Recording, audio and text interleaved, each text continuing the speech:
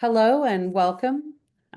We are really glad that you're joining us for this informational meeting about the 2025 commercials contracts. I'm Pam Greenwalt, SAG-AFTRA's Chief Communications and Marketing Officer. Happy to have you all with us today for this important meeting. Before we start, I want to go over just a few technical notes. We'll be using the Q&A function to field any questions, so please feel free to submit your questions using the Q&A button at the bottom of your Zoom window. We'll be able to answer some questions directly in the Q&A, and we'll get through as many questions live as possible. And now I'll turn it over to SAG-AFTRA's National Executive Director and Chief Negotiator, Duncan Crabtree Ireland. Thanks, Pam. Hello, everybody, and thanks so much for joining us. As Pam mentioned, I'm Duncan Crabtree Ireland, and I'm thrilled to be here with you today to discuss the tentative agreement that SAG-AFTRA has reached with the JPC on our 2025 commercials contracts. As you know, the National Board voted to send the agreement to you, the members, and recommended ratification.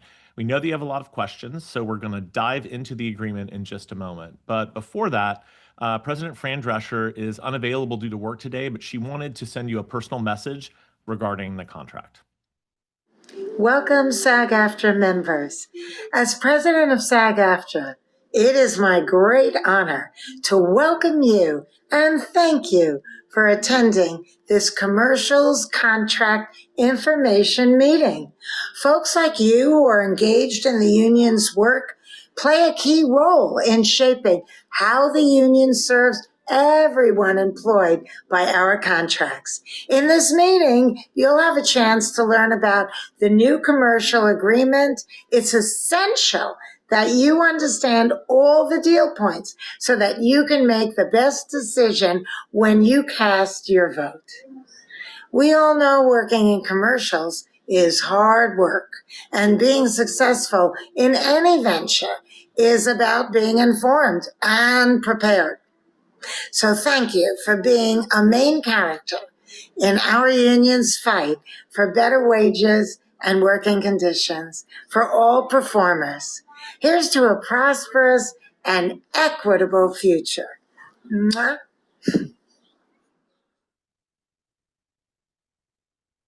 Wonderful, thanks for that. And I also want to introduce Commercials Negotiating Committee co-chairs, Katie Von Til and Aaron Fritsch, with whom I was honored to get to work closely throughout this long process. And I want to particularly thank Aaron and Katie and the entire negotiating committee for their tireless work and dedication to securing a forward-thinking deal that addresses the changing advertising industry.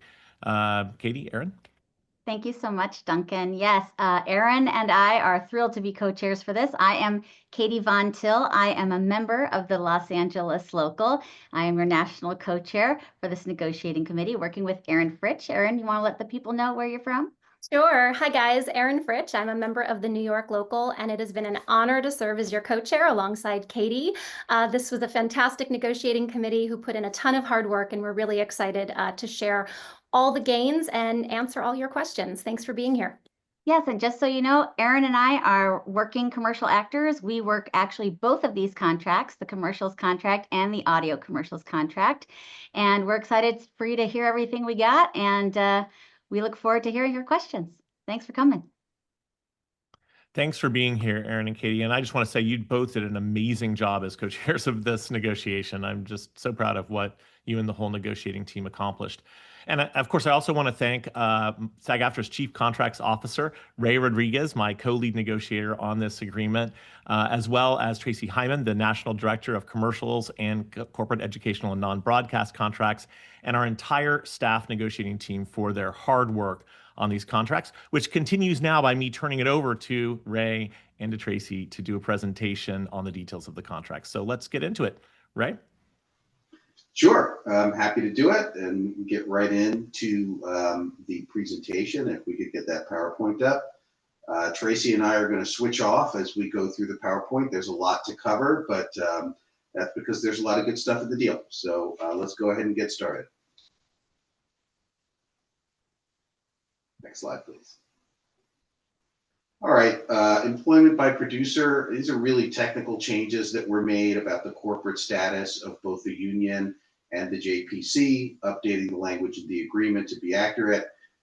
And we made as well a revision to the definition of producer that tightens the connection between that definition and the advertising agencies and advertisers that are represented by the JPC, but that doesn't actually otherwise change the scope of the agreement. So again, these are language changes. Next slide, please. The term of the agreement is the standard 3-year term, retroactive to April 1st and continuing on through March 31st of 2028. And the retroactive payments based on the wage increases that were bargained will be retroactive to April 1st and due within 60 days of ratification of the agreement. Next slide, please. The non-professional testimonial waivers, it is a side letter right now. It was agreed to a couple of cycles ago. It's going to be moved into the body of the agreement. And it puts a limit on non-professional endorsers that they may appear in no more than 2 commercials before they are treated as professionals and no longer eligible for the waiver. Language has been amended to state that the endorser's statements have to be consistent with legal and regulatory requirements for a testimonial. There had been more specific language in there that was of similar import, but that was revised to make a broader reference to legal and regulatory requirements. And finally, this is a waiver that requires a report to be made to the union. And we're going to add to that report a section called Description of Testimonial that will include a statement as to what the actual content of the endorser's testimonial is that will enable us better to make sure that this waiver is being used accurately. Next slide, please. Social media and YouTube unauthorized use has been expanded to include YouTube as well in terms of the circumstances where there will be no additional use fee due. And those circumstances are if the commercial is, this only addresses the scenario where the commercial is still posted after expiration of the maximum period of use. And if that commercial is not relevant to a current campaign, there is no paid exhibition of the commercial. The posting is tied to the original post date feed, and the request is honored to remove that commercial when the performer or union requests that it be removed.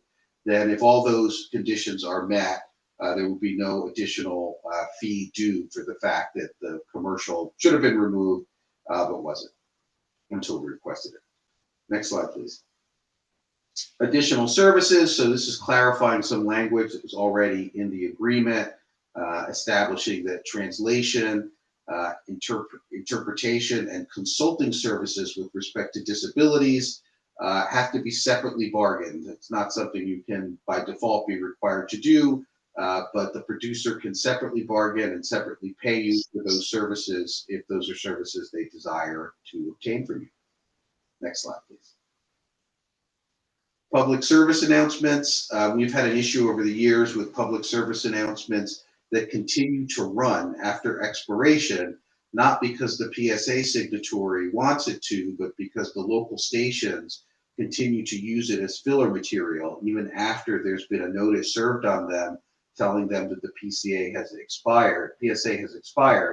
So we have negotiated some language into the agreement that allows the union to stand in the shoes of the copyright holder to the PSA so that we can directly enforce the takedown requirement with the local stations that are running it. So in furtherance of that process, we have bargained language that at the same time that Ad Council and the Partnership for a Drug-Free America, which are two of the entities that do PSAs and the ones that can do PSAs without getting approval first, at the same time that they notify the stations that the PSA has expired, they have to copy the union on that notification so that we know it was sent. And the drafting of this part of the contract has been updated to reflect the PSA claim agreement that we have bargained with them. And that is the way that they transfer the rights to the union in a manner that allows us to go and directly enforce those rights against the local station and get them to stop running the expired PSA. Next slide, please. Non-air demo, we have harmonize the way the non-air demo rate works for off-camera, solo, duo, and group singers to be consistent with the off-camera rate of 50, the off-camera rate, meaning it's calculated at 50% of the standard off-camera rates. Those rates have been lower. There were special low rates there that we got rid of. And now all of these rates will be calculated at 50% of the standard off-camera rates. Next slide, please. Wage increases were negotiated as part of this agreement. These, as usual, apply to commercials that are produced and or renewed after the effective date of the contract. And so commercials that are already in existence and running will run under the old contract terms, but new commercials that are made or renewed will run under these new rates. A significant achievement in this negotiation actually is that allowances, adjustments, and fees in this contract will now be automatically indexed for future negotiations, meaning the overall wage increase will automatically apply to all of these figures in the contract so that they keep pace as wages go up and as inflation goes up. These figures will keep pace, and we will not have to bring separate proposals in every cycle to increase these allowances, adjustments, and fees.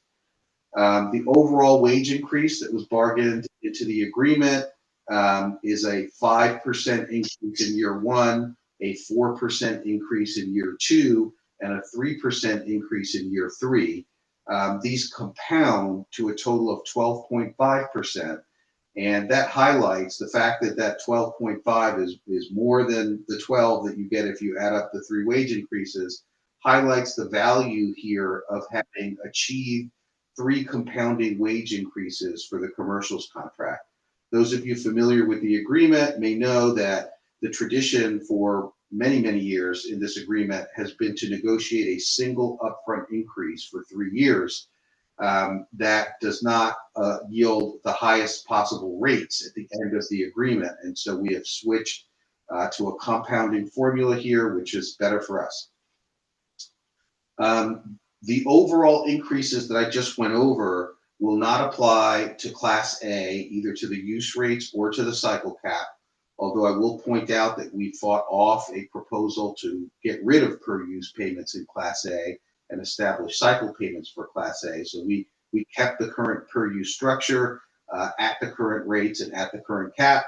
That overall increase also will not apply to cable, to streaming, and to traditional digital with paid YouTube, which is a new category that we will get to later. In the third year, the increase will not apply to traditional digital. And in the third year, traditional digital with paid YouTube, which we'll get to, will increase by an additional 0.35%. The reason for these carve-outs, and you'll see as we get there, is that we really put as much of the wage increase as possible into the streaming categories in this contract. That is where our committee identified that it's really the future of where commercials are going, and it's where the rates were in most need of increase, given that is such a dominant form of media now. So a lot of this money has really been channeled into outsized increases in the area of streaming. Next slide, please. The maximum period of use was adjusted in the agreement. It had been 21 months, but starting either with the last day of production or the first use, that is now going to be 24 months beginning on the 10th business day after the start of principal photography rather than the end. This gets rid of the quote unquote floating start date for the MPU, which was never well received and created administrative headaches. The change from 21 to 24 months is not as much of an increase as it looks like, because the triggering date went from the last day of production to the 10th day after the first day of production. So we're counting that 24 months differently, and we start counting sooner than under the old MPU provision. This is an increase to the MPU, but not as big an increase as it looks like, and we fixed this floating start date problem that was driving people crazy. In connection with that, we updated language so that payroll will be instructed to indicate the 10th business day after the start of principal photography on your check, so that that check will give you the information you need to know when the MPU is going to expire. Finally, we agreed to some language that if a performer's renegotiation proposal is inconsistent with the structure of the contract, that the producer may contact the union, and that we will facilitate a discussion around that renegotiation if they do. As well, if the producer believes that the renegotiation may have been inconsistent with the structure of the agreement, they can bring the issue for discussion to the industry union standing committee. There was a proposal made by management of this negotiation to establish a 12-month renewal term. So at the conclusion of the maximum period of use, the producer, at their option, could extend your MPU for a 10% increase for an additional 12 months. This really reflected concern on the part of employers around how renegotiations have been happening. We obviously were very much opposed to that extension of the MPU, and in order to, in effect, persuade the employers to drop that proposal, we agreed to put this language in so that we can address the circumstances where they are dissatisfied with how the renegotiation has proceeded. But please know it is not the union's intent to interfere in your renegotiation negotiations, or to certainly try to put any cap on what people could bargain for renegotiation. That's not what we're in the business of doing, and that's not what's going to happen under this language. All right, I'm going to go to the next slide, and I'm going to turn you over to Tracy. Hi, we're going to talk about editing. You may be familiar with the current, well, Section 26, the infamous Section 26 addressing editing, and then we created new editing provisions in 2022. Well, under this contract, we've combined them all into a new Section 37 in the contract. We also took some language from another area of the contract addressing alternate scenes and lines being recorded and removed some of the complexity of that. So now if you are on a set, principal performers are asked to perform any scripted alternate scenes or lines. They will be automatically issued an additional session payment, which cannot be credited against use. Additionally, we made it clear that if a principal performer is working on a paid edit, which are the commercials where they're changing the flavors or the scents, but it's all the same product, that you receive a session fee for each of the product changes for the day that you're working, and that those additional session fees may not be credited. In the 2022 contract, we created the shorter, longer versions. It's a change from the mechanical edits. Those had always included same length. We've just included the word same length now in the title. We've clarified that foreign language voiceover changes are permitted edits, meaning that performer would get session fees for recording, but one set of residuals. If the producer uses or provides to the advertiser the content of what was filmed for a particular commercial, and that advertiser uploads it to what we call an advertiser's library or content management platform, and they use that content to create commercials that are shorter, longer, same length. Specifically, if they're using an advertiser's library, a principal performer would receive 4 additional session fees for the creation of those shorter, longer, same length fees and edits. If, however, they're going to go beyond shorter, longer, same length and include paid edits or other types of edits, the principal performer would actually receive 7 session fees. This does not mean that if a new edit were to create a new commercial, that it would be included in this. It actually would still trigger a new set of residuals and use fees if it meets the definition of a new or unpermitted edit. And finally, we were able to remove language. We had an example, some people know it as example 5, which was an example that set up that a Spanish language OCP, on-camera performer, who was working also on an English language on camera as an hammered performer, they now will receive 2 sets of session fee as well as 2 sets of residuals. We've removed the example that created confusion on how that would be compensated. New slide. Session fees. For principal performers, there had been a situation where the session fees would trigger, had to be paid within 15 business days, and if they weren't, they would trigger a late fee. However, the allowances and fees that were related to that session, so for your meal penalties, wardrobe, that language regarding when session fees were due did not indicate specifically when the session related fees were due. We've now clarified such that late fees will be able to be obtained for any claim for the late payment of a fee or an allowance and not just the session fee itself. Next slide. Translation services, this has always been that this is not part of your principal performer or any performer's job, that it has to be separately bargained for and compensated at 50% of session fee. And we've clarified that when translation is used at auditions, that includes if it's a self-tape and a virtual audition, if you're requested to do translation, you are paid that fee as well. Next slide.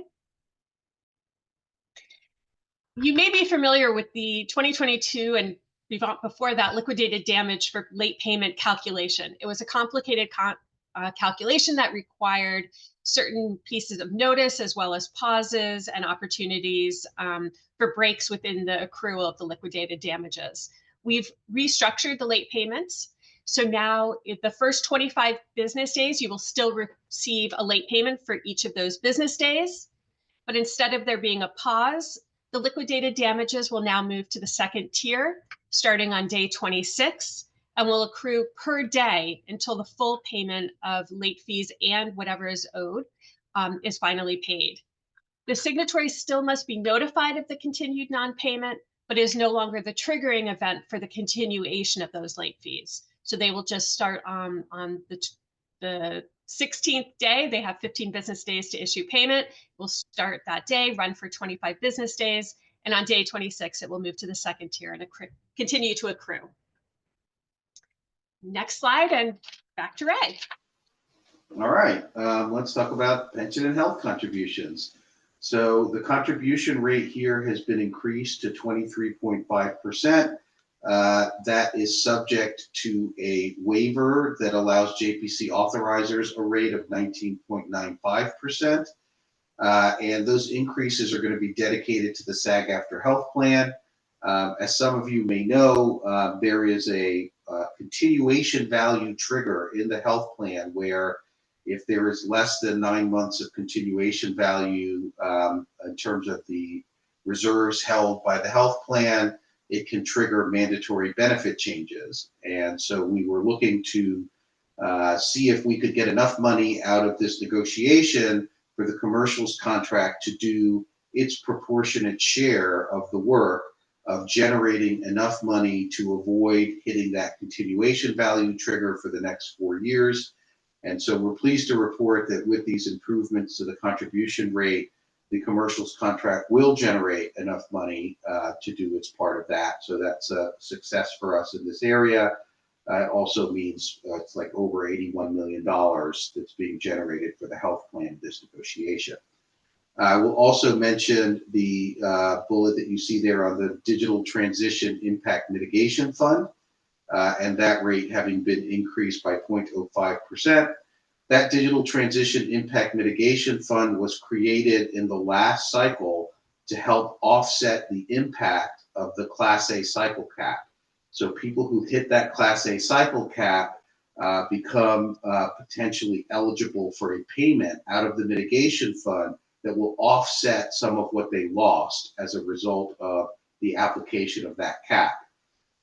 Because that cap has been kept the same, but the amount of money in the mitigation fund is increasing by 0.05%, which is a 25% increase in the rate, this fund will actually be able to do a better job in the coming term of the agreement in terms of offsetting any loss that is a result of that Class A cycle cap. So that's more money to those members who were impacted by the cycle cap.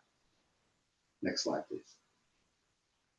The allocation guidelines referenced here apply in circumstances where a performer is working under a multi-service agreement, meaning some of the services in the agreement are covered by the commercials contract, and some of the services are not covered by the commercials contract. And that requires the employer to allocate compensation between covered and non-covered services, because they will only pay pension and health or health and retirement contributions on the covered service compensation. So the first bullet clarifies that any publicist fees, hairstylist fees, makeup artist and or wardrobe stylist fees that are specifically identified in a multi-service agreement carved out of the employee's compensation, the performer's compensation, that that contributions will not be made on those amounts. The second bullet references a circumstance where the only covered service in a multi-service allocation deal is a commercial that is used exclusively on traditional digital, and it establishes an allocation there of 40%, meaning the way these allocations work, if the employer contributes based on 40% of total compensation, then their allocation will not be subject to the plan, but will not be subject to challenge by the plans. It's a safe harbor provision. And finally, there is an agreement that both parties will make a joint recommendation to the benefit plans regarding improved classification of certain compensation under the commercials contract. It particularly goes to whether that compensation is treated as sessional or residual type earnings pertinent to certain calculations that are done by the plan. Next slide, please. Records and reports. The union has agreed that we will provide the JPC with any demand for inspection that the union makes of JPC authorizer companies. It's usually a demand to inspect documents in connection with a grievance. So we'll let the JPC know when we've made those demands of a JPC authorizer. And they have agreed in connection with that they will use these demands only for legitimate business purposes, and will use best efforts to maintain the confidentiality of the demand. Next slide, please. Transfer of rights. So this is really a little piece of the AI improvements, which we will go over in total later. But this change is made in the transfer of rights section of the agreement. And basically, what this says is that if your employer transfers rights to a commercial, and included in that is a transfer of the rights to a digital replica that you made or that was made of you for that commercial, that the obligations that we have bargained in this cycle relative to digital replicas of generative AI will now apply to the transferee. So even if those rights are transferred, you still have the benefit of all of these protections that we bargained, because the transfer of rights clause, transfer of rights form rather, will specify that those obligations and contract provisions continue to apply even after the transfer. As part of the obligations that are imposed on that transferee, one of the things you'll see that they have to do under the language is provide you with a reasonably specific description of intended use of a digital replica. And the second bullet references the requirement that reasonably specific description must tell you whether the project that the transferee wants to use your digital replica for is covered by a union agreement or not. You may recall that the National Board has clarified that Global Rule 1 applies to your digital replica the same way it applies to you. So you may not authorize as a member the use of your digital replica in a non-union project. And so we have bargained here an information requirement so that you will be told whether the project is union or non-union when you are approached with that reasonably specific description. Next slide, please. Similarly, as was just described with respect to demands for inspection, we have agreed that we will provide the JPC a copy of any claim that is filed against a JPC authorizer company. We will continue, as we always have, to submit our claims in writing and with the section of the contract that is alleged to have been violated clearly stated. We've always done that, but we're now going to agree in writing that we do it. The JPC has agreed that they will limit access to these demands only to, for legitimate business purposes, and they will use best efforts to maintain confidentiality. And finally, as we always have, we will continue to advise the producer when we have withdrawn a claim. Next slide, please. Joint monitoring initiative.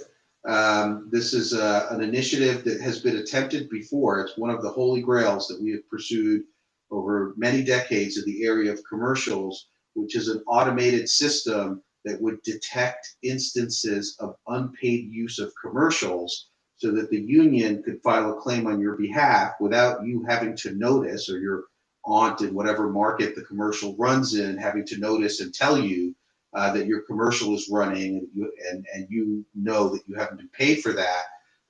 Right now, that's how instances of unpaid use are discovered. We want an automated system for that. We think that in light of developments in the area of artificial intelligence technology, there are opportunities to create such a system now that haven't existed in the past.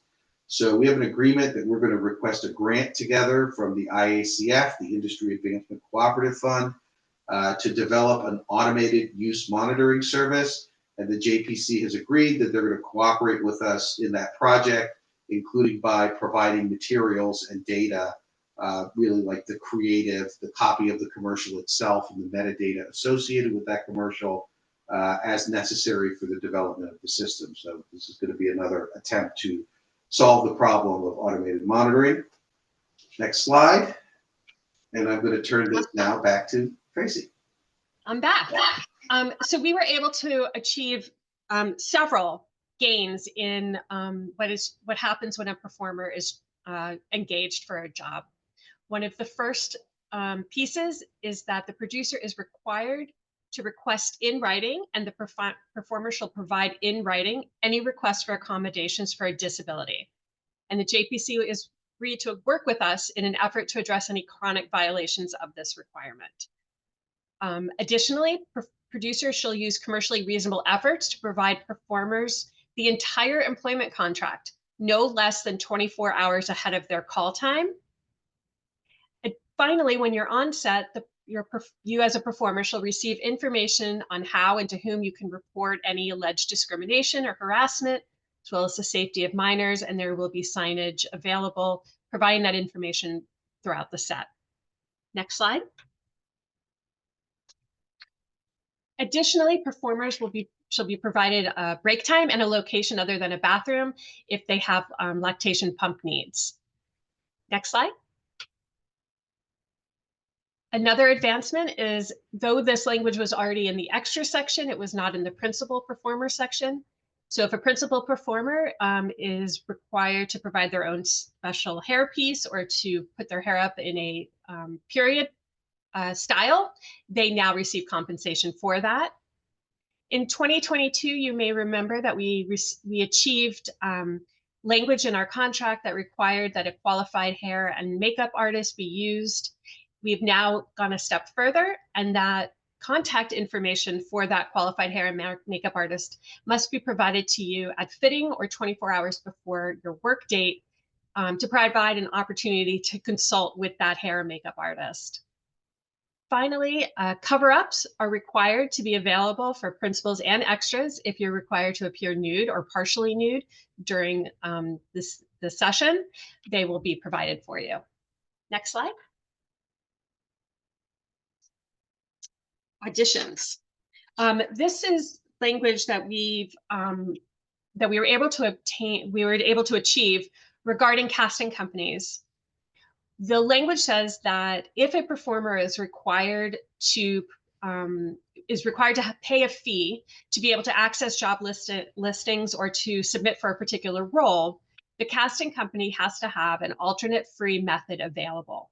And the way that either a producer, the performer, or the union can reach out, they must also have their contact information, the casting director, in the breakdown.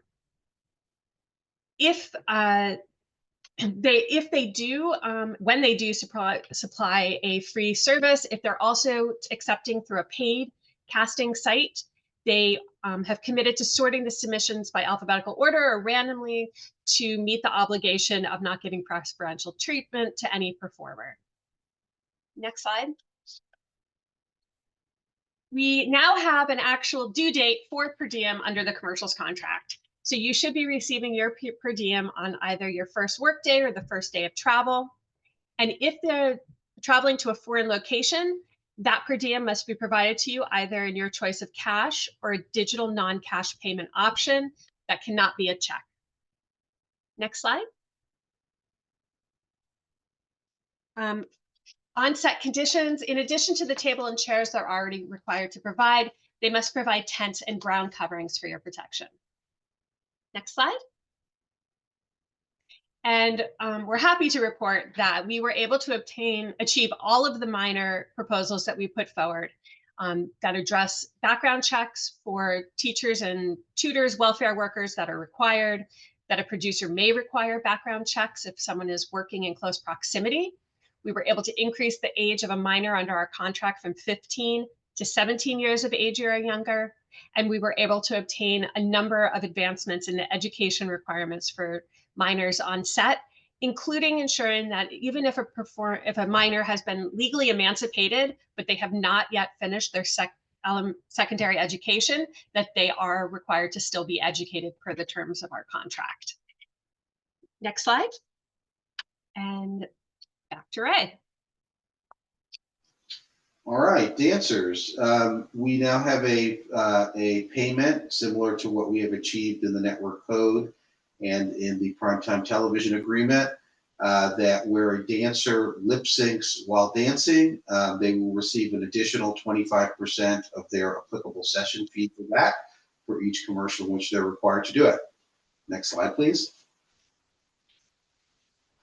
In the area of accessibility and inclusion, we included language that the producer must comply with the Americans with Disabilities Act at no less than the current law as enforced on the date of ratification.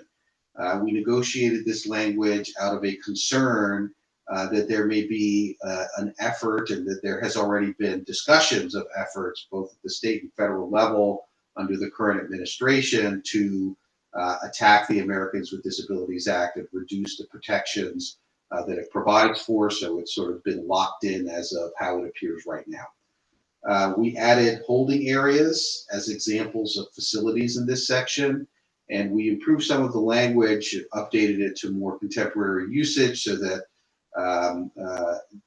deaf and hard of hearing and blind or low vision principal performers are now referred to, and clarified that the producer will provide scripts in advance of audition and work in an accessible format upon request, so that anybody who has needs with respect to the ability to read the script in a different format will have those needs met. Next slide, please. Intimacy coordinators. We have achieved language now in the commercials contract that requires the producer to use commercially reasonable efforts to provide an intimacy coordinator when performers are required to be in scenes that involve nudity, partial nudity, simulated sex acts, and or passionate kissing. So in those circumstances, commercially reasonable efforts are required. That is a high standard, and we expect that in practice that this is going to be done. In other circumstances that might trigger a desire or need for an intimacy coordinator, the producer must consider those requests in good faith. Next slide, please. We've created a new preference and extra zone in the agreement after many, many cycles of trying. We have established preference and extra zones 100 miles around Austin, Texas, which is the community in Austin has asked for this for many, many years and was very excited to finally achieve it. Next slide, please. Crowd work. So this is another little snippet of the AI language that found its way into another provision of the contract. One of the things you'll hear when we go through the AI language is that extra performers under this contract have had their work protected by the fact that digital replicas may not be used to satisfy the requirement of 45 covered positions for crowd scenes. So that's reflected in the AI language, but it's also been added to the actual crowd work language that appears in the contract for extras. And I am now going to turn this back over to Tracy. Great. So extra performers. I'm going to go through these quickly because many of the provisions you've already heard. We were able to obtain the same casting requirements for extra performers regarding not being able to pay, for casting services, for requests for accommodations, receiving your contract 24 hours in advance, policies being posted and contact information being posted regarding alleged to who to report alleged discrimination, harassment, and safety to minor issues to, that you're required to have separate bargaining for translation, interpreting, and consulting services, and that stand-ins may not be requested to work nude or partially nude. Next slide. We were also able to eliminate the initial 13-week use rate and the extended beyond 13-week rate, which means now everyone will be paid the full rate. We do still have the cable-specific rate, but we no longer have that shortened cycle 13-week use rate for extra performers. Next slide.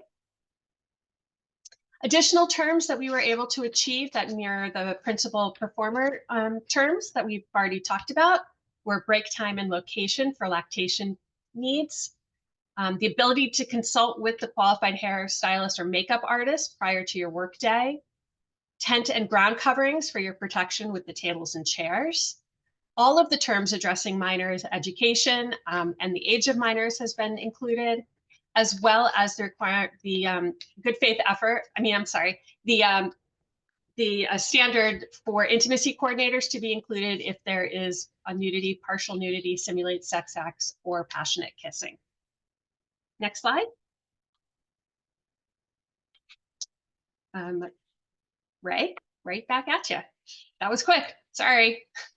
No, it's all right. All right, so let's talk about some of the changes that were made actually to the structure of the payments in the agreement. Let's first talk about linear and linear slash streaming. These are the categories of use where exclusivity is automatic. We have codified an existing practice where an employer may increase from a shorter use cycle to a longer use cycle by paying the difference in the rates, and clarified that when they do that, they have to date and mail that payment prior to the last day of the shorter cycle. As we mentioned before, for Class A, the per use rates and the cycle cap remain, but we have kept the per use structure for Class A. In the area of wild spot, Chicago makes its triumphant return as one of the major markets, and triggering higher compensation when Chicago is included in the wild spot buy. For cable, the cable rates do not receive the overall increase. As we've said, these have been focused into the streaming area. We agreed to create a single cable use buy, in other words, the ability to buy just one channel of cable. This solves a problem that was created for some employers when we switched to a cycle payment for cable instead of using the old cable table with the number of points having to be added up, and therefore you have to basically pay the flat rate even if it's one channel of cable. So we created a special one channel rate for that, but we also excluded the highest value channels from that rate. So you'll see them listed there, starting with ESPN. If the commercial appears on one of the listed channels that you see there, the full cable cycle payment must be paid and not the single channel rate. We codified and expanded a waiver that had been in place, allowing for a different rate for local cable. So it varies based on the number of subscribers in the given local cable system. So if it's up to 1 million subscribers, it remains at the current rate. If it goes from if it's a system that has more than 1 million but less than 2 million subscribers, then it is double the 1 million subscriber rate. And if it is a local cable system that has more than 2 million but less than 3 million subscribers, then it is triple the 1 million subscriber rate. Finally, we talked about ION in this cycle of negotiations and what is the right way to categorize ION, and discovered that there is an emerging overlap between ION, which is available in different ways in different markets, Diginets, which are broadcast, is a broadcast platform that uses digital subchannels, and fast channels, which is internet delivered free ad-supported television. They all appear to be merging with one another, and so we have agreed that in the term of this contract, we're going to study how best to categorize those different areas. Next slide, please. So I mentioned the digital rates being a point of emphasis for us, and you can see here that we have achieved a 33.3% increase to the streaming rates.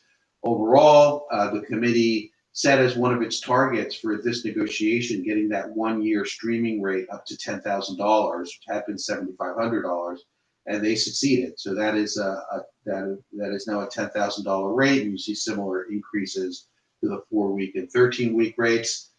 In the area of traditional digital, we have achieved a structural improvement, which is the separation of traditional digital into 2 categories, depending on whether or not YouTube is included. For those who've seen the recent headlines, YouTube has become the broadest reach of any platform, including all of the legacy media companies.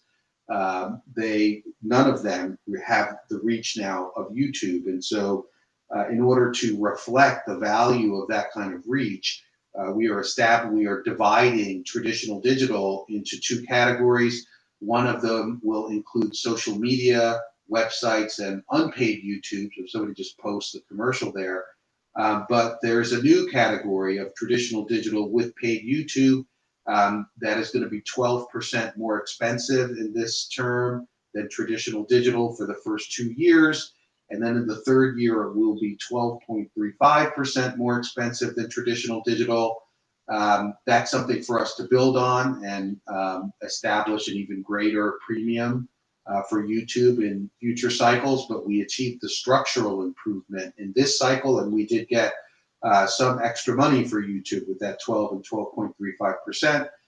So that is a major structural gain in this agreement. We've established that holding fees may not be credited against either traditional digital or traditional digital with paid YouTube unless and until there is linear or streaming purchased, so that you will get your holding fees on top of the use rates for traditional digital or traditional digital with YouTube until and unless one of the categories that actually has automatic exclusivity associated with it and higher rates too gets purchased. So that's a protection for you in that regard. The low budget digital waiver has been included in the contract, but under the current terms, which now provide for a scale minimum and exclude the ability to use the low budget digital waiver for streaming commercials. It's been incorporated on that basis, and it will sunset. It will disappear out of the contract March 31st, 2028, and the employers will be required to bargain it back in if they want to keep it in the next cycle of bargaining. Next slide, please.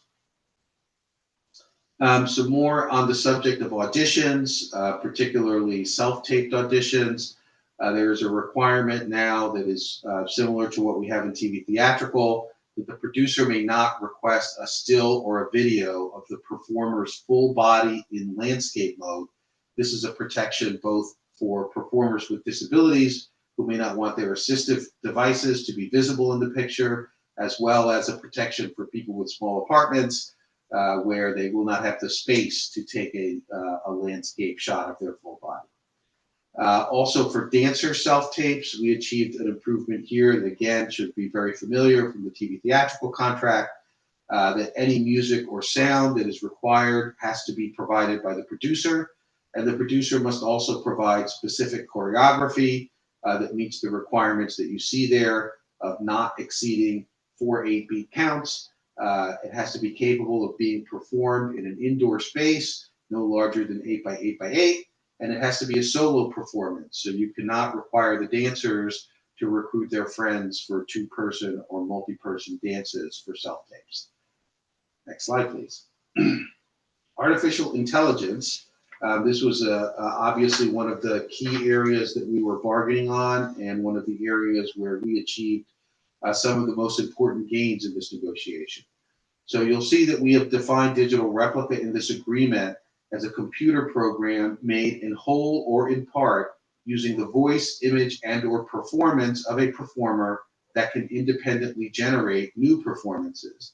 Some of the significant elements of this definition are that it has no requirement of recognizability.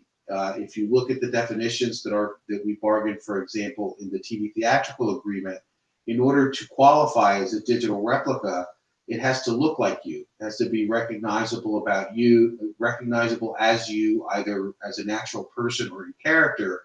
But there is a requirement there of recognizability that is not here. As well, I would focus you on the language that says in whole or in part using the voice, image, and/or performance of a performer. That in whole or in part is also important because it allows for circumstances where your voice, image, or likeness might be blended with other performers' voices, images, or likenesses. And that does not remove the digital replica from this definition because it allows for that to be in whole or in part. So even non-covered material could be combined with your likeness or your voice, and it remains protected, which was an important achievement. Those digital replica provisions will not limit the producer's ability to continue to use existing digital editing practices. That's a carve-out that we have in all our agreements, including using subsequent iterations of historically used digital technologies.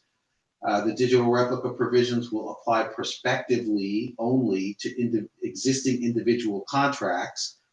If that individual contract, and there have been a few that have been specifically approved by the union, then it doesn't apply to those contracts because we've already made sure that those contracts, contain minimum terms. And as to the existing agreements, it will apply prospectively to those agreements for other than economic terms. So it will apply to the consent requirements. In other words, if in the past term of this contract, someone agreed to language that, for example, gave away in perpetuity any and all rights to use their digital replica, that would be null and void. We will override that contract with this new language. The economic terms of that contract will continue to apply, but any consent provisions that fall beneath the standard that we have bargained will be overridden by the collective bargaining agreement, and the CBA minimum terms will apply for that purpose.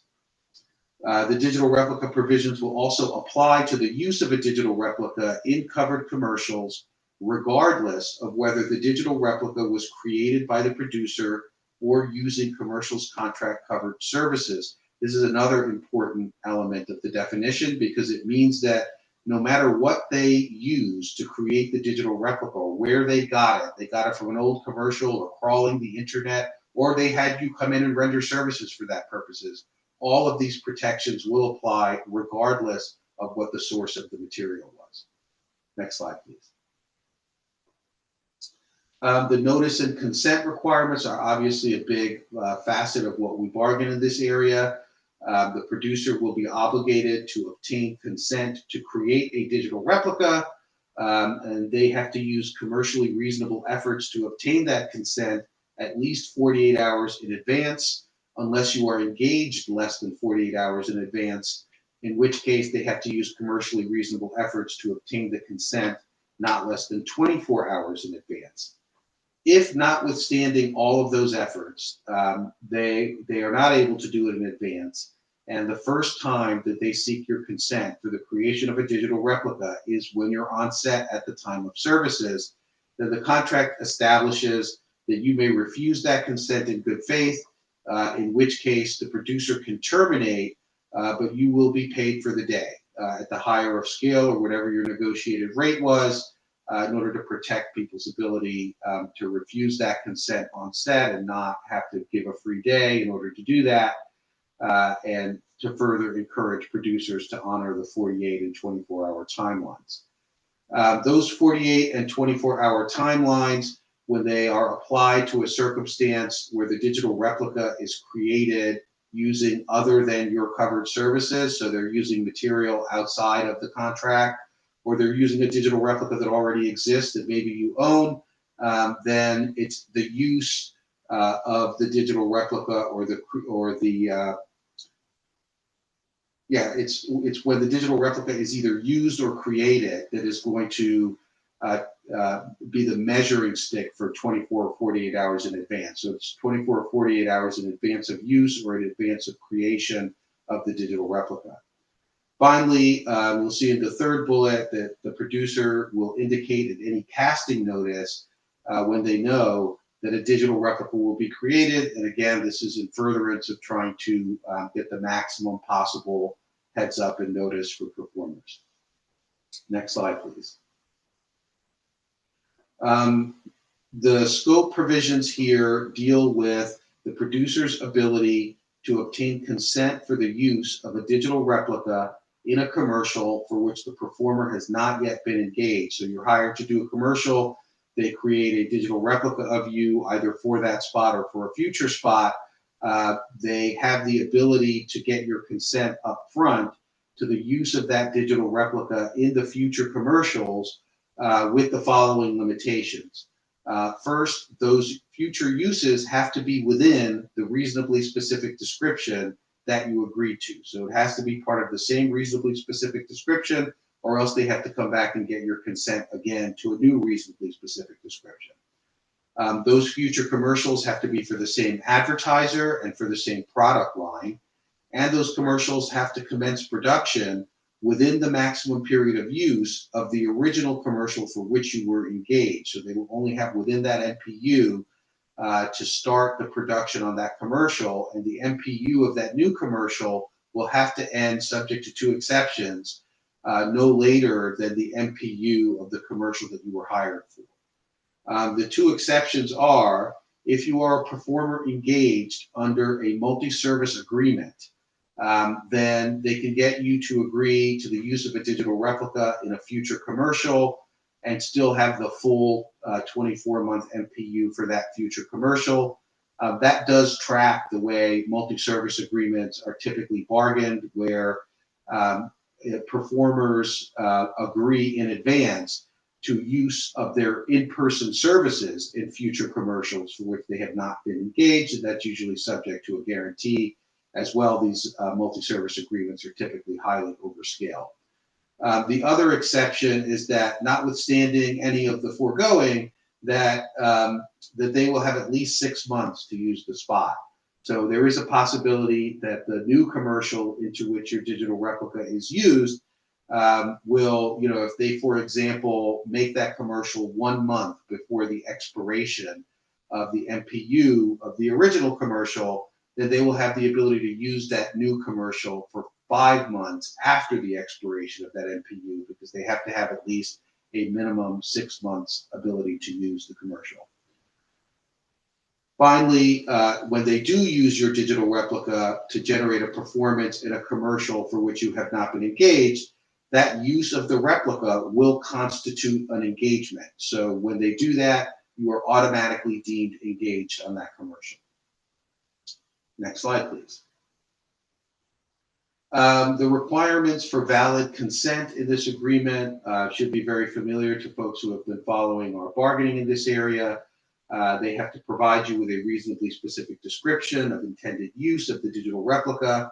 If they don't, then they can still make the digital replica if they get your consent to make it, but their ability to use it is going to be limited to uses that are consistent with historical editing practices. So they would be able to use it to make the same types of changes in post that they can do now with editing, but they can't do anything beyond that until they get your consent to a reasonably specific description.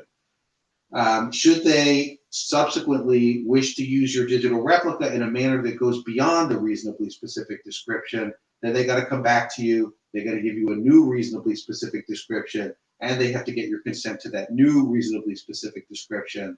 So that will obviously be another opportunity for you to bargain at that point. If the producer wishes to use the digital replica to generate performances in something that's not a commercial, that will be governed by Section 17, which is the reuse clause. So that will work the exact same way as if they want to use photography of you that you rendered in a commercial in something that's not a commercial, which means they have to get your consent, they have to bargain with you, and they have to respect the minimums of any collective bargaining agreement that governs the use that they want to make of that photography, or in this case, the use they want to make of the digital replica. Finally, consent has to be clear and conspicuous and obtained either through the collectively bargained digital replica rider that will be part of this deal. So there'll be a standard form for this that people can get familiar with, or otherwise they would have to do it in a separate writing that is signed by you. Next slide, please. So as a further protection here, unless it is explicitly laid out in the reasonably specific description, the producer will be prohibited from using your digital replica to modify or create performances of you that render you nude or partially nude, or that could be offensive to a reasonable person. So there are some outer boundaries on what they can do to protect these circumstances. Next slide, please. Deceased performers, so unless otherwise agreed, the consent that you give during your lifetime will continue to be valid after your death, just like your consent to use your photography during your lifetime continues after death, unless you bargain something different in your agreement. Consent for digital replication of a performer that is already deceased has to be obtained from the performer's authorized representative. That could be their estate or a licensing company or whoever holds those rights. Or if that representative cannot be identified or found, then they can approach the union for that consent. Next slide, please. We have an explicit right here to suspend consent so that any consent to the use of a digital replica to create new performances would be suspended during the duration of any strike, so your digital replica will not be able to scab for you. Next slide. In order, as an enforcement mechanism here, to give people further comfort that whatever reasonably specific description they agree to is being complied with, we have negotiated for the right for a performer to request a copy of any commercial that contains a performance generated using their digital replica, so that you have the ability to see the final spot and see exactly what they did with your replica and confirm that they complied with the reasonably specific description that you agreed to. Next slide, please. Payment terms for creating performances with digital replicas. So first of all, any time that you spend to create the replica is treated as work time, so you'll get paid for all that. When they then generate a performance using the replica they have made, the producer has to pay no less than 1.5 session fees for each commercial that contains a performance generated by the digital replica. There's an exception there for circumstances where any session work that would have been done by you instead of the digital replica is already compensated for. So that could be a circumstance where you're working under an overskill guarantee, and any session work that you would do is already paid for under the guarantee. Or it could be a circumstance where the adjustments being made using a digital replica are relatively minor, and you could have done that work on set on the day that you were hired and paid for. In those types of circumstances, that 1.5 session fees would not be due. But in every other circumstance where they're generating a performance with your digital replica, they have to pay you not less than that 1.5 session fees. If they then use that commercial that contains the digital replica performance, they will owe you use and holding fees for all commercials that contain a performance by your digital replica, so you will get paid for those spots as though you performed in them yourself. If the producer uses the digital replica to generate a performance that would have required upgrading a performer who was engaged as an extra, So they engage you as an extra, but they make your digital replica, and the resulting performance is now a principal performance. They have to pay you for that upgrade, just like as if they upgraded you on set. And then they're going to pay you the use and holding fees for that performance that is now a principal performance. Finally, payments made in connection with generating performances with the digital replica will be treated as gross compensation for all purposes. That means that producer has to make benefit fund contributions and treat those payments as wages, just like any other money that you're paid under the agreement. Next slide, please. So in terms of the applicable terms of the commercials contracts that will apply to your digital replica, we ultimately landed on language that basically says all the terms that make sense to apply will apply, and all the terms that don't make sense to apply won't apply.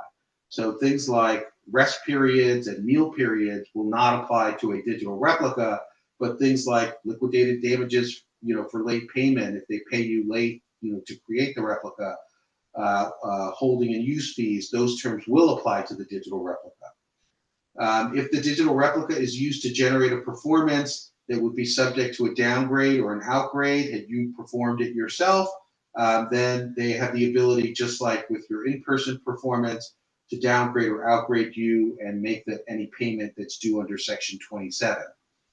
A digital replica of a performer that is engaged as an extra may not be used to circumvent the crowd work requirements. So you already saw they can't use a digital replica to meet that requirement of having 45 covered positions. Those have to be people.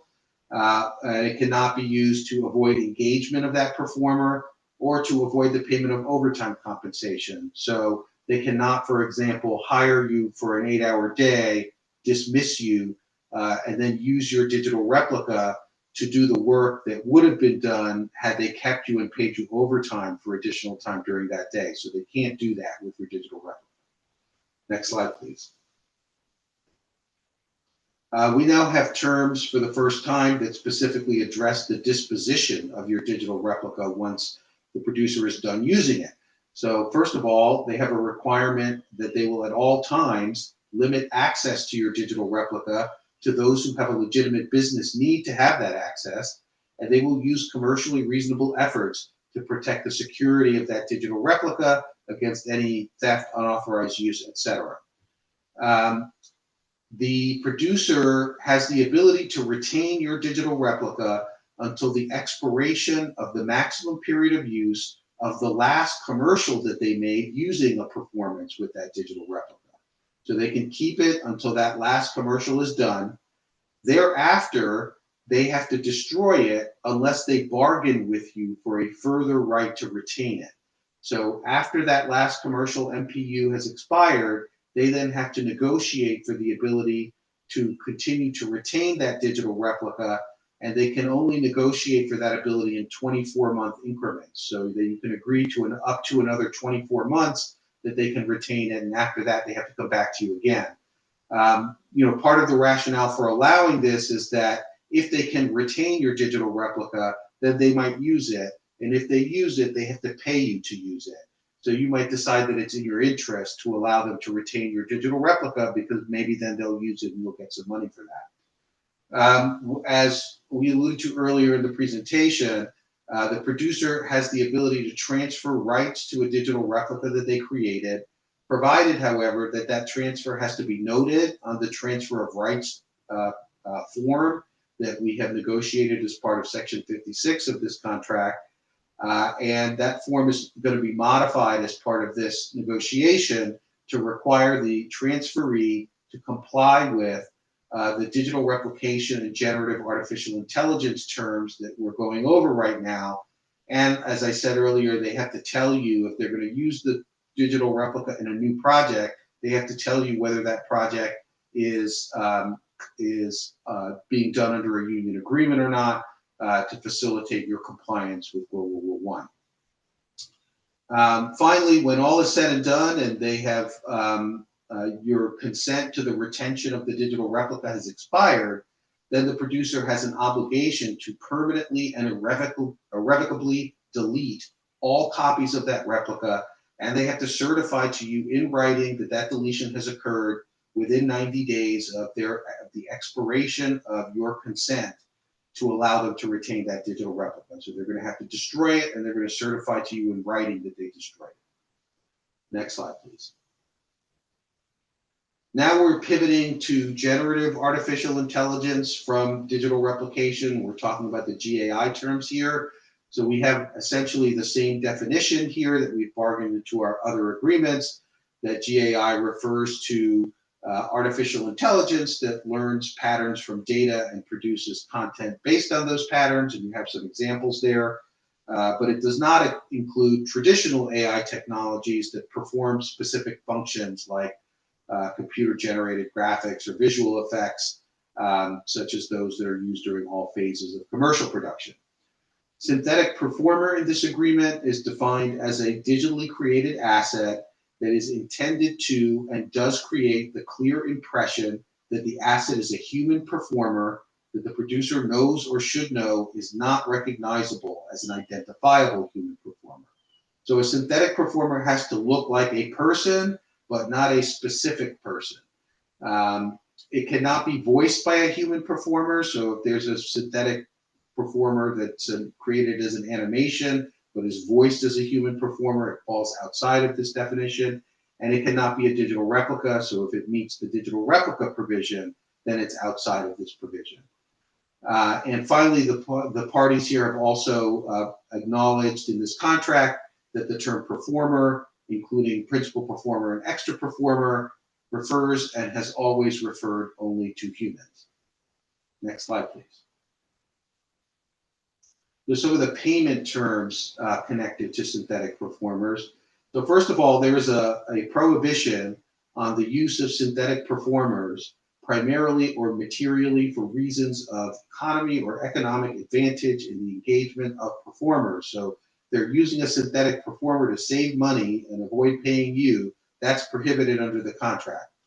If they do it anyway, the remedy for that is that the producer will pay the economic equivalent of what they would have paid a human performer to perform in that same role that they used a synthetic performer for. That includes session use and holding fees, and they would make that payment as a contribution to the applicable benefit plans. So this removes any economic incentive the producer would have to use synthetic performers in order to save money by not paying you, because they will then be required to pay that same money into the benefit plans. If they are using a synthetic performer for other purposes, so it's not in order to save money in the engagement of performers, and they do so for other purposes in a commercial that contains at least one covered on-camera performance of a human performer, then they can do that, but within 30 days, they have to pay into the benefit plans first 1.5 session fees, the contributions due on 1.5 session fees, and the contributions due on what would have been holding or use fees due to the performer. So this is in a circumstance where it's not to save money, and in order to further sort of nail that down, there is a payment obligation in a circumstance where there's at least one human performer. If they use a synthetic performer, again, not for reasons of saving money, and they do so in a commercial that does not contain the covered on-camera performance of at least one performer, then they have to come to the union and bargain over that, and bargain over the amount that they should have to contribute to the applicable benefit funds in that circumstance. Next slide, please. We have a consent for prompting provision here, as we have in other agreements. So if the producer wishes to create a synthetic performer by prompting a GAI system with a name, a photograph, an image, or a recording of an identified performer, then they have to get that performer's consent and pay them not less than the minimum session fee then in effect of the applicable commercials contract. So they have to get your consent for that prompting, and they have to pay you not less than the session fee. Next slide, please. This is a first ever for any of our contracts, and is really an amazing achievement that I personally didn't think was possible. So there is a prohibition in this agreement on the producer using or authorizing any other party to use the results and proceeds of your services rendered under the commercials contracts to train a GAI system without the consent of the union. So they cannot use your performances or authorize the use of your performances to train a GAI system unless they first come to the union and bargain for that right. They can still transfer rights to commercials consistently with the provisions that already exist. But if they want to transfer, or it's not even a transfer, if they want to use it to let OpenAI train ChatGPT on your performances, they have to come get the union's consent first. Again, that's a first in any contract. Next slide, please. We have typical language as we have bargained with respect to meetings that the industry union standing committee in this case will meet during the term to discuss and review information related to the use and intended use of generative artificial intelligence. Next slide. All right, Tracy's going to take us home from this point forward, and she's going to go through with you the audio contract terms.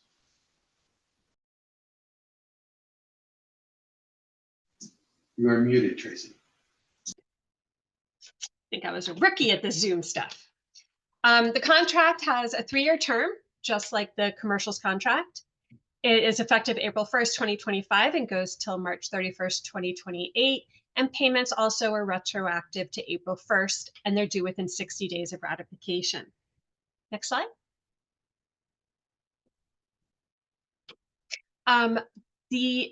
Just to be clear, we're talking about the audio contract, which means that there's no moving visual image in it. We're talking about use on terrestrial radio or on digital platforms. Prior to SAG-AFTRA, SAG and AFTRA merging, AFTRA would receive all of the payments for the audio work that was being done. Since merger, payments go directly to the performer or the representative, and we just codified that language to make it clear. Next slide. We have the same increase under the audio commercials contract, that any new commercial produced or renewed each year will receive the appropriate increase for that year. So April 1st will be a 5%, and then a 4% and a 3%, also compounding to that 12.5% overall increase by the end of April 1st, 2027. Next slide. So the audio commercials contract has, up until now, still contained internet and new media as 2 separate platforms, and we've still retained the made for and move over aspect. Well, this year in 2025, we've actually changed that and created 2 new use types. The first is traditional digital. So this is again under the audio commercials contract. Traditional digital, which covers social media and websites. And this rate is a 3% increase over the current made for internet rates, and will also have the overall increase applied as well. The second type is digital plus. And this is where it covers not only traditional digital, but it covers the streaming audio services like YouTube Music, Spotify, or Pandora. We've created a premium avenue for this type of audio commercials contract. The rate is 10% increase over the current move over internet rate, plus the overall increase. The other interesting thing about these 2 new use types is session fee may not be credited. So in addition to receiving the full use payment, you will also receive your session fee. Just like we discussed under the commercials contract, if a use cycle is purchased for a shorter use cycle and they wish to upgrade it to a longer use cycle, producer may do that, but the check has to be mailed and dated prior to the last day of the shorter cycle. Additionally, in 2019, we had created the alternate compensation structure, or we used to call it the Audio Flex, which now luckily we've codified and it's officially called the Audio Flex. The Audio Flex digital rate was increased to match the digital plus rate. So the Audio Flex rate in its separate location in our exhibits will match that same digital plus rate under the main contract. Next slide. We also have a third category called emerging platforms. And this is a new category that requires a session, but the use is negotiable, and it covers all those other things that we haven't yet covered. Next slide. We were able to maintain our the majority of our editing provisions under the audio commercials contract. Under this contract, shorter, longer versions are not allowed. They have to be paid separately. We were able to maintain that. we did expand slightly that commercials that are recorded to make minor changes, that minor change can be anywhere within the commercial, and also that any factual information that can be recorded can be anywhere in the commercial. Finally, for special offers and promotions, we've agreed that there would be only one reference. There used to be only one reference to a special offer or promotion. It can now be within the body of the commercial.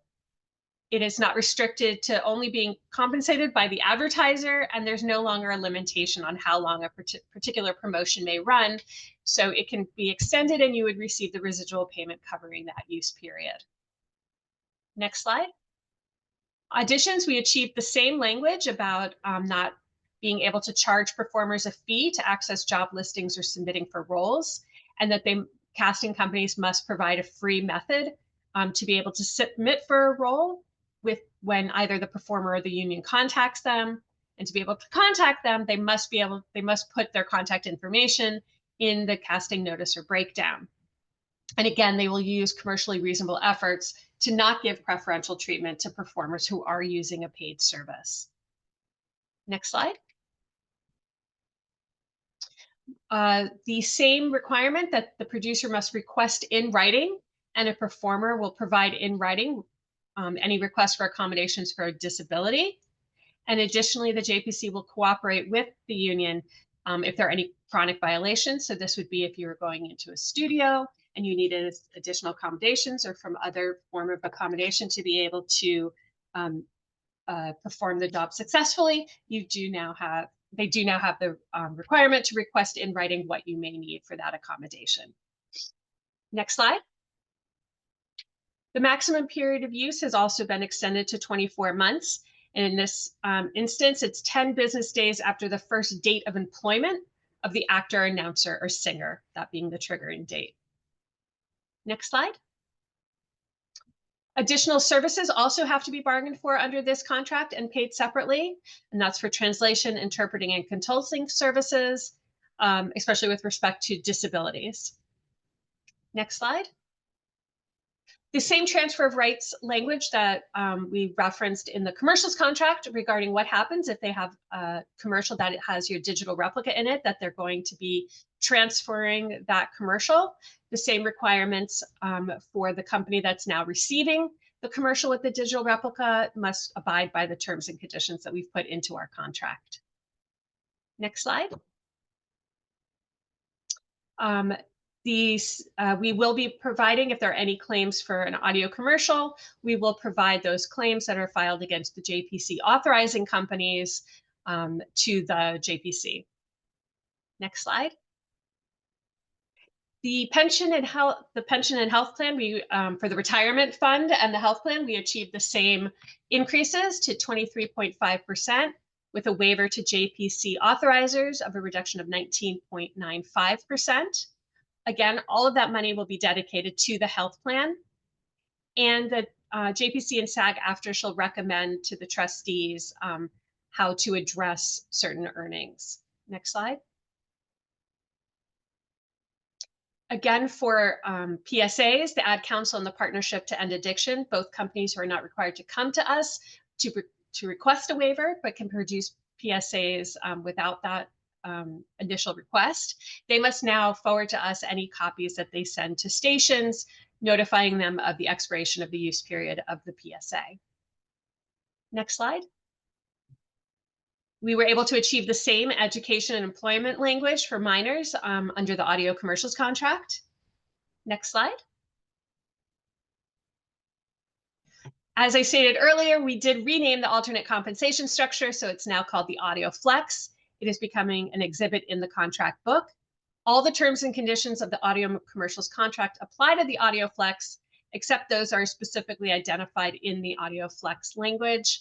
The Audio Flex was developed to create a more streamlined, simpler, and more flexible way for producers to use the audio commercials contract and to ensure that we are putting union work under the audio commercials contract. And we hope to, that by including in the book now and with its fun new name, Audio Flex, we will be seeing an increase in work under that portion of the contract. Next slide. We have currently a dynamic audio waiver and a dynamic AI audio waiver addressing the use of audio commercials in the setting where they are inserted dynamically, and the edits are sent out dynamically as opposed to being purchased as specific edits to be placed in different markets. Both of these waivers will now be included in the contract as side letters, and they both will have a sunset of March 31st, 2028. Next slide. And finally, we were able to achieve all of the same gains that we received for artificial intelligence under the commercials contract. They apply equally to the audio commercials contract. I believe that is the last slide. Duncan? Wow, thanks so much, Tracy, Ray. That was a great presentation. I know there was a lot of information there, so thanks to everyone who's hung in and listened to all of that, digested it, and interpreted it. And clearly, we have some questions relating to it that we're going to take up right now. So we're going to move right into the Q&A. Just as a reminder, if you haven't already, you have a question, use the Q&A function within Zoom so that you can submit that question. And we're going to start answering those questions right now. So our first question is, were you able to achieve an update to paragraph 6J, which defines what a puppeteer is? No, we did not. We did not achieve that proposal. That proposal was made, but it was not one of the ones we achieved. Okay. Thanks, Ray. Next question. For the wage increases, does this mean if there is a commercial airing under the old contract, but is renewed under the new contract, will it see an increase based on the new contract percentage? Yes. Well, couldn't ask for a simpler answer than that, so yay. All right, next. The joint monitoring initiative is interesting, but were we able to secure any improvements in airing transparency? As I understand it, ad agencies and clients are not required to provide usage reports, instead using a quote-unquote honor system method to determine payment. Why can't we just require them to provide an actual report of what their ad spend was? Thank you for all your hard work. Well, I can start, and anyone, either of you can jump in. First of all, the ad spend data by itself would not allow us to track where it was used. And second of all, the ad spend data is extremely confidential, and we've had many conversations over the years with this employer group about trying to require that information, and there's just an absolute refusal to give it to us. And one of the reasons for that is oftentimes the advertising agency that is the signatory under our contract doesn't have it themselves. The advertiser will use a separate media buying company, and that media buying company may or may not be relaying the media buy information to the advertising agency that is employing our members. Those holes in how data moves through the system on the employer side are a big part of the reason why unpaid use happens. Often not intentional on the part of the signatory, but they are not being provided with the data by their own client as to how the commercial ran. And so we've been around this many different ways and tried to slice this many different ways. One of the first things I worked on 21 years ago when I started working for the union was a prior effort at automated monitoring of commercials. This has been approached many different ways. The idea that you raise is a good one and has been given exhaustive consideration and discussion across the table. We are in part going to explore the alternative that we're looking to explore in order to try something different because the past approaches have not worked. If I may, I'll just add to that, if this particular initiative bears fruit and if we are able to, frankly, turn AI to our benefit by using AI tools to help identify and track the actual use, then it eliminates one more source of potential uncertainty, even if we were getting other tracking, because this would be based on actual usage in the real world, which is, I think, kind of encouraging. So we'll see how the technical capabilities of the process develops, but that's just in addition to all of the good points that Ray just made. Tracy, do you want to say anything about that, or should we go on to the next? Okay. Our next question is, does the special hairpiece provision apply to performers who provide their own wigs? Yes. Great. I love it. Going from monitoring as this gigantic to a very specific question. Love it. Okay. Again, simple answer. Love it. Next, please explain what commercially reasonable efforts means. And can you give me an example of how the liquidated damages work? And what is partial nudity? Okay, I can start on that. Commercially reasonable efforts essentially means that the producer is going to do it, but there is some wiggle room in circumstances where it would be threatening to their business, for example, to do it. So if it was a force majeure type of event where in order to comply with the agreement, it would cost, $1 million, or they couldn't produce the commercial, then they might have an out in those certain circumstances. But it is our belief that commercially reasonable efforts in practice is going to function much the same way as simply requiring the thing to be done. And I can dive into the late fee question. So the way it will work is, let's say today is your session date. The company has 15 business days to issue your session payment. If they don't, then on day 16, late fees begin to accrue at a specific rate for 25 business days. At the end of that 25 business days, there's no longer a pause or a requirement to notify the producer that there should be continued late fees. They automatically begin continuing at the second tier, which is a higher rate, on day 26. And each day after that, that second tier will continue to accrue until all payments are made.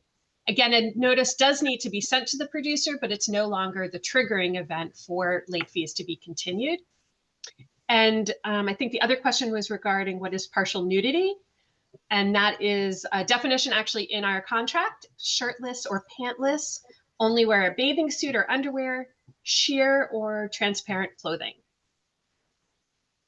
Okay, great. That's a pretty expansive definition of partial nudity, so that's good. All right, next question is similar to the theatrical contract. Are there any requirements for minimum turnaround time for auditions or pages to work on? No, there is not a turnaround time provision in this agreement.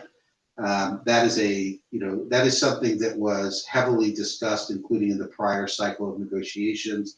And it was determined by our own committee that that would risk losing work in circumstances of last minute casting, and that it is, for whatever reason, advertising is approached by our employers as an emergency, and so this type of last minute activity is too common.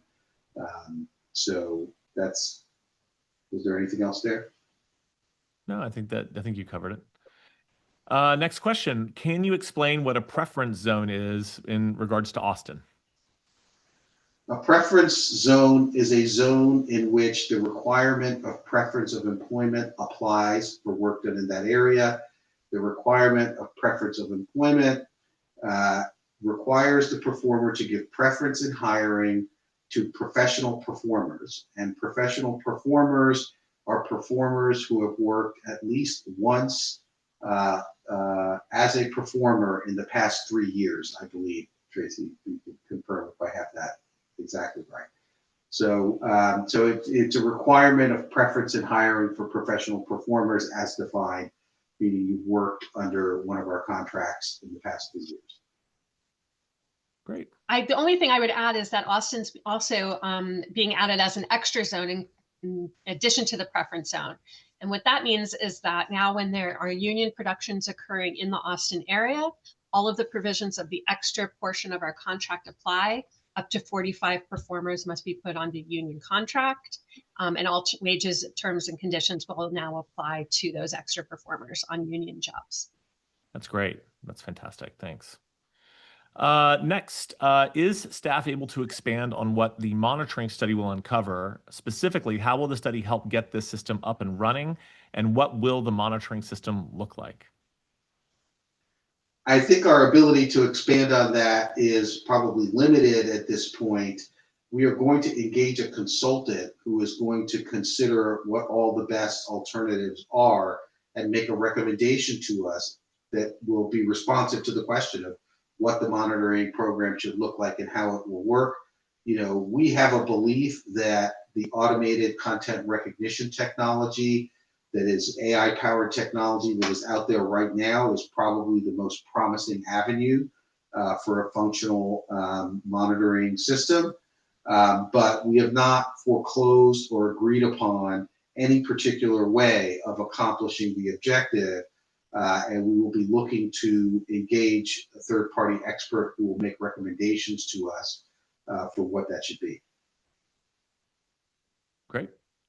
All right, our next question. Towards the top of the presentation, Ray mentioned indexing of a rate. I thought I heard him say the wage would be indexing, or is it allowances? Can you repeat the terms of this gain? Thanks. It is allowances, fees, and adjustments that are in the contract will now go up automatically by the amount of any wage increase. So year one wage increase here is 5%. That means with the effective date of the agreement, all the allowances, fees, and adjustments will go up 5%. Year two, it's a 4% increase. So it'll go up another 4% in year two. And it'll go up by I believe it's 3% in year three. So that's what that means. It goes up automatically by the wage increase, meaning we don't have to bargain for increases to allowances, adjustments, and fees anymore. And yay for that. And actually, the timing of the next question is really perfect, because the next question is, in regards to the wage increase, what exactly is being increased at 5%, 4%, and 3%? It seems like every category has been excluded under Section 7A4. And also, can you clarify Section 40, Appendix A, Section B? I don't know if you can speak to that last reference, Tracy. Yeah, I can speak to both if you'd like. Yeah. So under the increases will impact Wild Spot, Dealer, other North America, and any other linear theatrical industrial use, foreign use, because that's based off of the session fees. Those will all be impacted by the wage increase. Anything not specifically mentioned. And as for Section 40, Appendix A, Section B, I think you're referencing the summary, which is Class A program use, where it says Class A use and the Class A cap. I believe that's what you're referencing. In the Class A is, of course, a per use payment up until a maximum of, for on-camera performer, $20,000. That would be the cap. So if a performer, if they continue to use the commercial in a Class A in a per use capacity under the Class A, meaning it's essentially a national airing, even if they use it beyond the 20,000, the performer's capped at 20,000, but that's when the transition digital impact mitigation fund comes into play. And at the end of the year, we review all of the commercials that have hit that cap and make a determination on how much over the cap they would have gone, and what from the fund, what kind of percentage of mitigation we can make up for that was lost.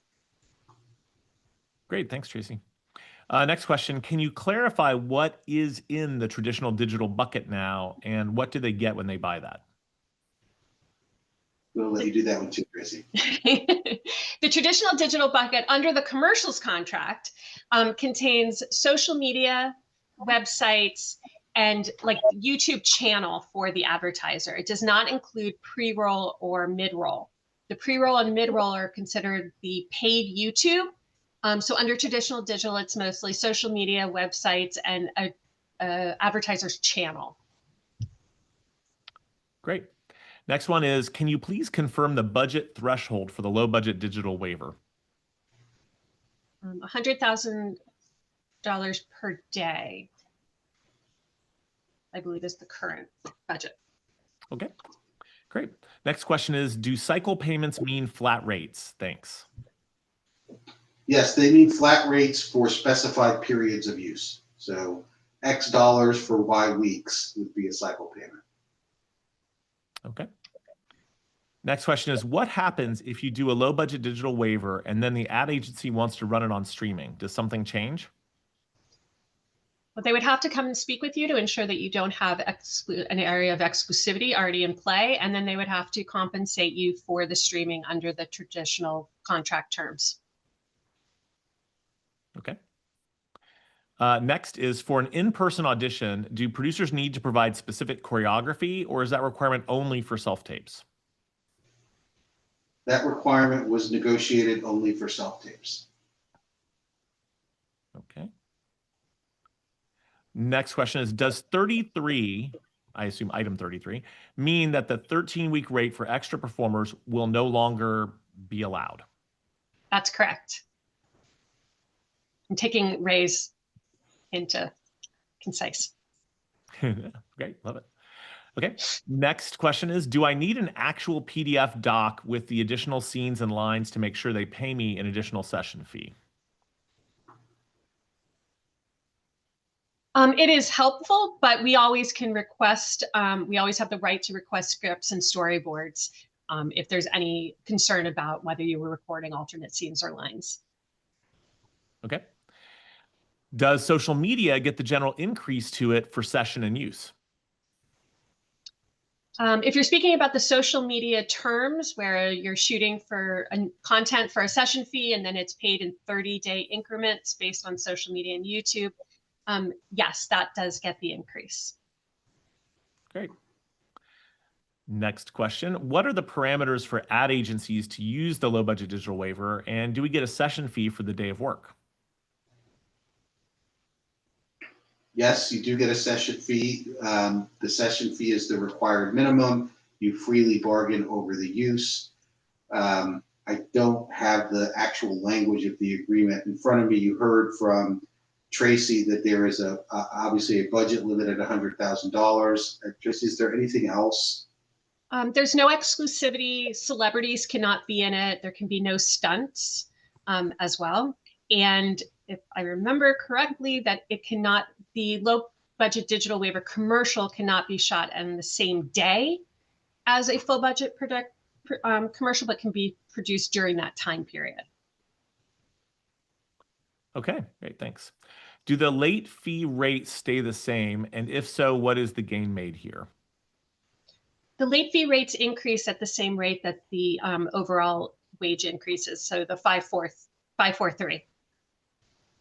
Well, and it does go up, but in addition to that, the gain made here is what Tracy explained, which is that you get these late fees for the first. Currently, you get the late fees for 25 days, and then the accrual of further late fees stops until and unless you, your agent, or the union notifies the producer of the continued delinquency, and only 12 days after that does the accrual of late, after that notice, does the accrual of late fees resume. We've eliminated that. So now on day 25, you are accruing late fees, and on day 26, you continue to accrue late fees. In fact, the rate at which you accrue those fees increases. There's still a requirement of notice, but that notice is not a condition of continued accrual of your late fees. So that is actually the most significant improvement in the deal as far as how late fees work.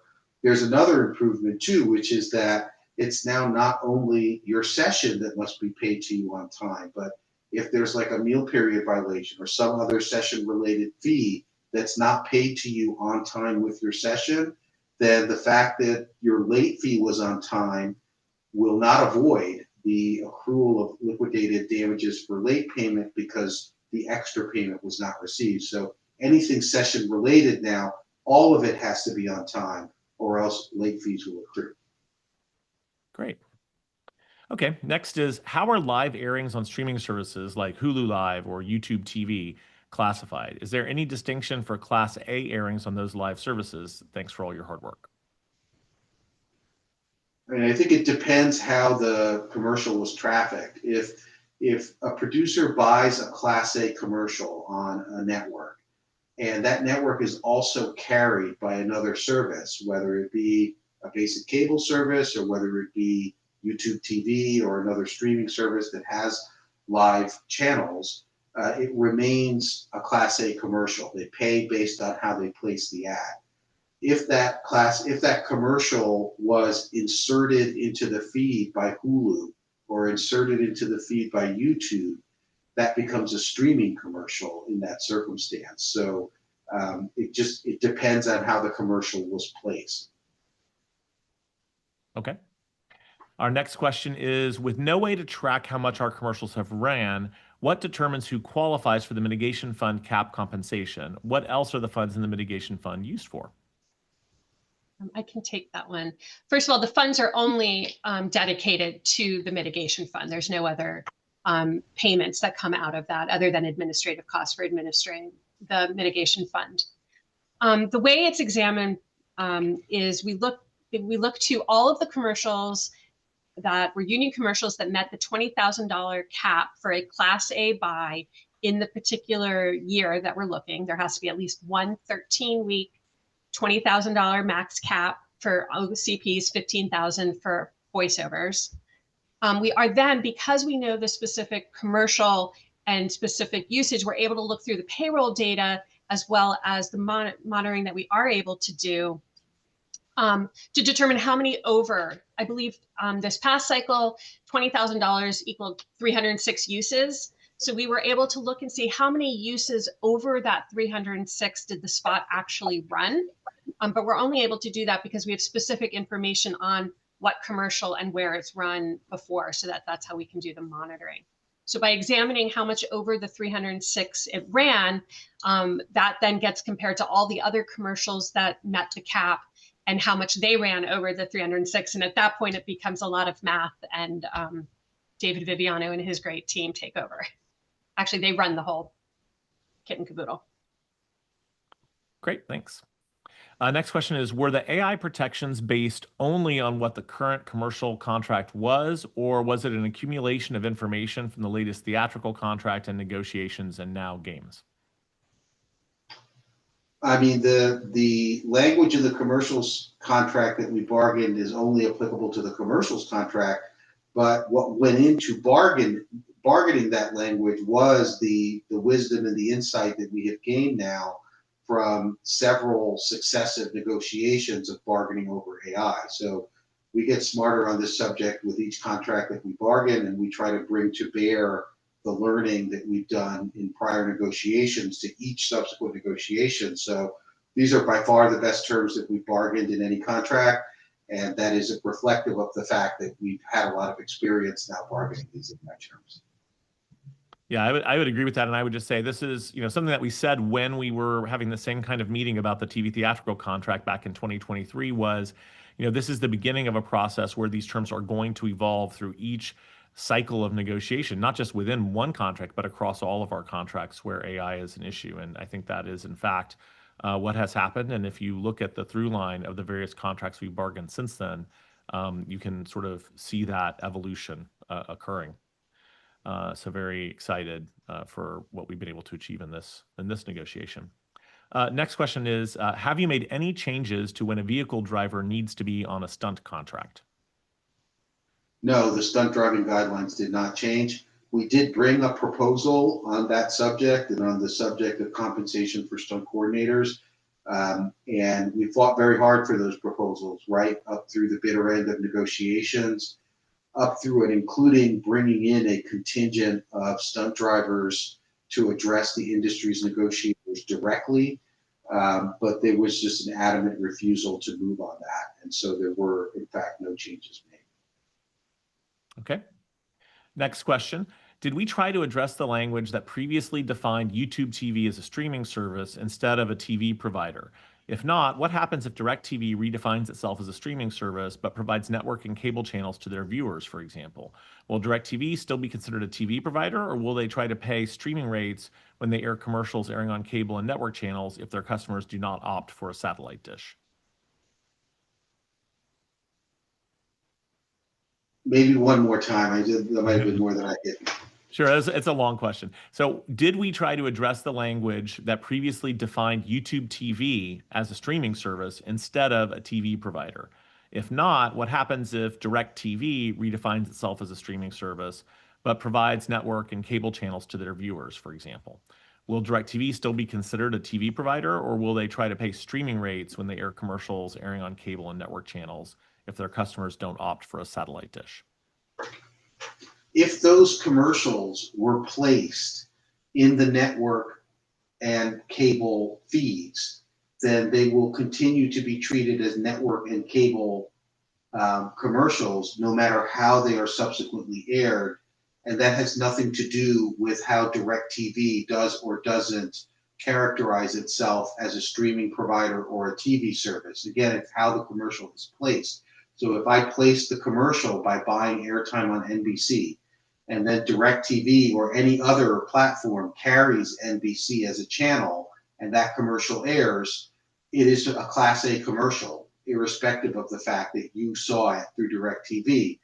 If the commercial is placed directly by DirecTV itself, that's when the treatment of DirecTV as either a streaming service or cable service, which is I think how it's treated now, would matter. And yeah, I mean, if they give up their current exhibition model and they go completely online and they basically reformulate themselves as a streaming service, then commercials placed by DirecTV would be treated as streaming commercials.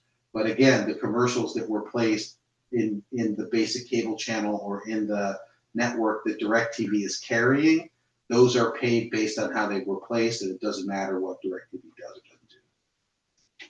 Good, thanks, Ray. Next question is, does quote-unquote remote performing fall under the new ADA protections, mainly in terms for the audio contract? So somebody working from their home I tell you the truth, I don't know. I don't know whether the ADA has been extended to apply to remote workplaces or not. That's a legal question about the ADA and the scope of the ADA, and I actually don't know the answer to that. Okay, so that's a legal question. We may pull that one aside and see if we can get the person who asked that any additional information on that. Next question, are performers who have to style their own hair compensated under the new contract? If there is no hairpiece and it's not a quote-unquote period style, but the certified hairstylist isn't successful and asks the performer to do their own hair on set on the day? I do not think there is a provision that would enable us to claim compensation for that. I think if there were no qualified hairstylists on set and somebody had to take their own time and money to go have a salon do their hair or another provider do their hair, then there is a requirement of a qualified hair and makeup artist on set, and we could grieve the fact that that was not provided and attempt to use as a measure of damages the money that you spent having your hair done at the salon. That is a type of claim that we could pursue. I don't think we would be able to pursue compensation for you styling your own hair on the set. But if you did do that at the request of the producer, presumably that would be work time. Yes, Yes. that's true. Okay, next question. This one's also a long one. I'll try to read it a little slower than I did the last time because maybe I was a little too much pep in my step. When recording an English language commercial by a bilingual actor, recording the Spanish version of it, under the previous contract, the day rate was paid separately. The usage was paid as an edited version, not as a full different commercial, even though it aired on a separate network to different crowds. It was a huge mistake on the writing of the SAG-AFTRA contract, as the actor would get residuals on one spot only, not two. Was that fixed in this contract to two completely separate commercials for both on-camera and audio? Not for voiceover, but for on camera. The deletion of that example 5 is to enable us to enforce the requirement that in the case of an on-camera principal re-recording the commercial in Spanish, they would not get just the separate session fee for that, but that commercial would also be treated as a separate commercial for use purposes as well. The industry has not fully conceded to that position, but that was the status quo ante before that example was placed in the agreement, and we have agreed to delete that example. So that is gone, and it will be our position in enforcement that in that circumstance, the on-camera principal has to be paid separate use and session fees. That is different than re-recording a VO, a Spanish language VO. If you re-record the Spanish language VO, you get the session fee for re-recording the VO, but it is treated as the same commercial for use purposes. Great. Okay. Next, how will you decide upon which consultant to engage for conducting the content monitoring study? Would a SAG-AFTRA members consulting company be eligible? Asking for myself as a federal and local government tech consultant. We would conduct a request for proposals, meaning we will send out an RFP and we will assess the responses collectively with management and make a selection from there. I do not want to prejudge how that RFP process will be conducted and who is going to be invited to submit responses to the RFP. That is something we will be doing jointly with management. And so I don't want to get ahead of how exactly that will be done. Great. Thanks, Ray. Next question. Did session go up? What will session be now? It did. I believe it will be about $822.30 under the 5% increase this first year. And then it will go up again each year of the contract. Sure. Correct. Great. Okay, next question. Thanks for all of the hard work from y'all and our co-chairs. Can you explain how to access benefits from the mitigation fund? When this first passed, I believed I was a possible candidate for such mitigation funds on a national I had running, but I've never seen any information on how to make a claim. And I understand it may be too late for that one now, but moving forward, how does an actor take advantage of this? I can dive in on this one. The mitigation fund was started June 1st, 2022, went till May 31st, 2023, and then continuing June 1st, 2023 to May 31st, 2024, continuing on for the next year. So each year is looked at independently. It did take a while for the mitigation fund to be put in place due to all the legal machinations that needed to happen to create it. But the way it was, while we did request information from performers, that was more of a belt and suspenders situation. We are able to determine those spots without having performers needing to submit anything. So just because you didn't submit anything did not mean you were excluded from the review. All commercials that met the cap were reviewed. If you were not eligible for that because your commercial either didn't meet the cap or the cycle ended after that May 31st, 2024 deadline, you would then be considered for the next period. So the 13-week cycle has to have you have to have been paid under the 2022 new structure. The 13-week cycle needed to start after June 1st, 2022, and needed to end by May 31st, 2023. If your commercial is in this next group period, we are beginning to look at that period of time and those commercials, and there will be an email coming out in the next couple of months requesting follow-up information that if you do have something you'd like to submit, you can. But again, it's more of a belt and suspenders where it's just reinforcing what we've already found, but we do all the research. The economics team does all the research on all of the spots that meet the criteria. Great. So in summary, you don't have to do anything. It automatically is handled and you won't miss out because you didn't submit something or file some claim or anything. Okay. Correct. Great. All right. Correct. Awesome. Next question. Are we able to use our attorney to pursue non-payments? And I'm interpreting that to mean the performer's own attorney, or maybe they mean the union's attorney. I'm not sure. So I guess we can address both of those aspects of that question. Yeah, generally speaking, no. The union is the other party to the collective bargaining agreement, and the union has the ability to pursue the grievance. There have been very rare circumstances around things often like reuse of photography, where individuals have been authorized to proceed to arbitration independently. That is not recommended. Arbitrators in that circumstance will often interpret the lack of union involvement as reflecting the view of the union that it's not a valid claim. So I don't recommend it, even in the circumstances where the union has to permit it. There have been very rare circumstances where we have. I don't recommend it. The general answer to your question is no. The union pursues the grievance. Great. Next question. How long ago was the Spanish language permitted edit VO allowed to pay as one use? Was that just allowed from the last contract cycle negotiations? No, that has always been that way. Okay. That brings us to the end of the list of questions. Up here's someone just slid one last question in. Anybody else, if you've got any last questions, put them in now. Just double checking that session fees, fitting time, penalties, late fees are all eligible for the 543 compounding increases. Not the fitting time, session fee, anything based off the session fee would be. Late fees are automatically indexed as well. Not all penalties are automatically indexed to the wage increase. It depends on which penalty we're speaking about. Okay. Well, thank you so much. You all did an amazing job answering these questions and also making the presentation. I really, truly appreciate that. And I think that, I feel confident that the members feel that way as well. Certainly so much more information.